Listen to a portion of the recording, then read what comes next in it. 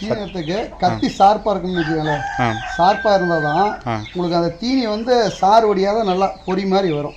பொடி மாதிரி. ஆமாம், அந்த நீங்கள் நறுக்கியில் சாறு வடிஞ்சதுன்னா தீவனம் வந்து உங்களுக்கு ஈரமாயிடும். ஈரம் ஆகிட்டா உங்களுக்கு சாப்பிடாது, ஆடு சாப்பிடாது, வேஸ்ட் ஆகும். அதனால் வாரம் ஒரு டைம் 2 டைம் இப்படி கத்தி பட்டாரை வச்சு தீட்டிட்டீங்களா எப்படி தீட்டுவீங்க? இப்படி வச்சுங்க, இந்த சைடு வச்சு இப்படி தேய்ச்சிங்கன்னா நல்லா ஷார்ப்பாயிடும். இப்படி தேய்ச்சி ஷார்ப்பாக நல்லா ஷார்ப்பாக கூடாது. ஆமாம், இது மாதிரி வந்தால் ஆடு சாப்பிடாது. இதுக்கு பொறி மாதிரி இருக்கணும். சாப்பிடும் அது அள்ளியில் இப்படி வர வரணும் பொறி மாதிரி இருக்கணும். அப்படி நசுங்கி வந்ததுன்னா உங்களுக்கு சாறு அடிச்சுன்னா சாப்பிடாது, டேஸ்ட்டு மாறி.